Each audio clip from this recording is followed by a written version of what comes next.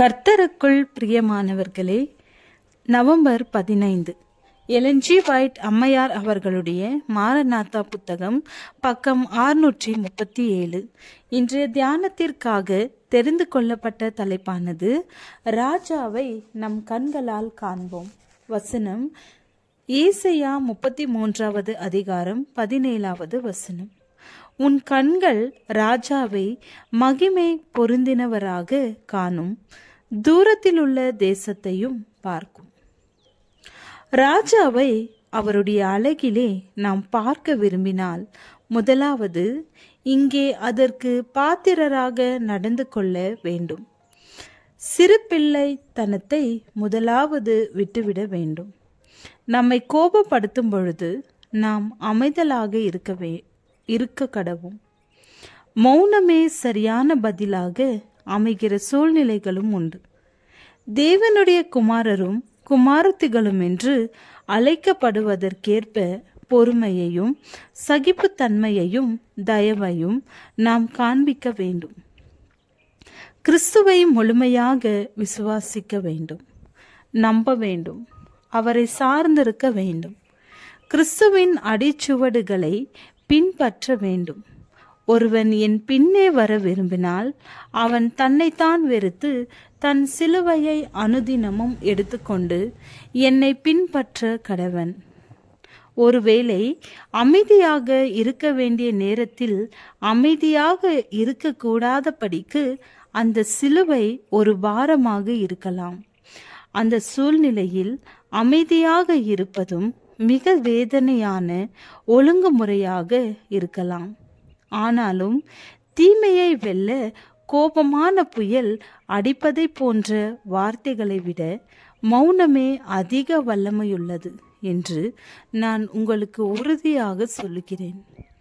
பரலோக சபையிலே நாம் இருக்க வேண்டுமென்றால் இந்த உலகிலே நாம் கற்றுக்கொள்ள வேண்டியவைகளை கற்றுக்கொள்ள வேண்டும்.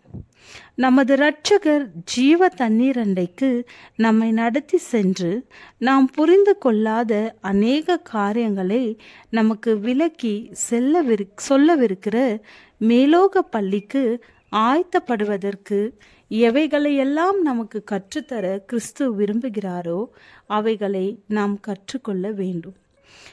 இங்கே நாம் ஒருபோதும் பாத்திரராத வண்ணமாக தேவனுடைய மகிமையை அங்கே நாம் காண்போம். ஆண்டவரை அறிந்து கொள்ளும்படி நாம் தொடர்ந்து செல்லாததால் அவரது மகிமையை மிக குறைவாகவே இங்கே நாம் பெற்றுக்கொள்கிறோம். இவ்வுலக பள்ளியிலே கற்றுக்கொள்ளுகிற ஒவ்வொரு சரியான கொள்கையும் ஒவ்வொரு சத்தியமும் பரலோக பள்ளியிலே அந்த அளவிற்கு நம்மை முன்னேற செய்யும். இப்பூமியில் ஊழியம் செய்த பொழுது தமது சீடர்களோடு கிறிஸ்து நடந்து பேசி போதித்த வண்ணமாக மேலோக பள்ளியிலும் நம்மை அவர் ஜீவ தண்ணீர்கள் அண்டையில் நடத்தி சென்று நம்மோடு பேசி இவ்வுலக வாழ்க்கையிலே பாவத்தால் கெட்டுப்போய் வரையறுக்கப்பட்டிருந்த மனித மனத்திற்கு மறைந்திருந்த ரகசியங்களை நமக்கு வெளிப்படுத்துவார். பரலோக பள்ளியிலே படிப்படியாக மிக உயரிய படிப்புகளை படிக்கவும் நமக்கு சந்தர்ப்பம் இருக்கும். அங்கே பரலோக ராஜாவின் பிள்ளைகளாக எப்பொழுதும் ராஜரீக குடும்பத்தினரோடு வசிப்போம். அங்கே அவரது அழகிலே ராஜாவை காண்போம். ஈடு இணையற்ற அவரது கவர்ச்சியான மேன்மைகளை காண்போம். வெகு காலமாக நாம் காத்திருந்து விட்டோம், எனினும் நமது நம்பிக்கை மங்கி போகக்கூடாது. ராஜாவை அவரது அழகிலே நாம் பார்க்க கூடுமானால் நாம் என்றென்றைக்கும் ஆசீர்வதிக்கப்பட்டிருப்போம். ஆமேன்.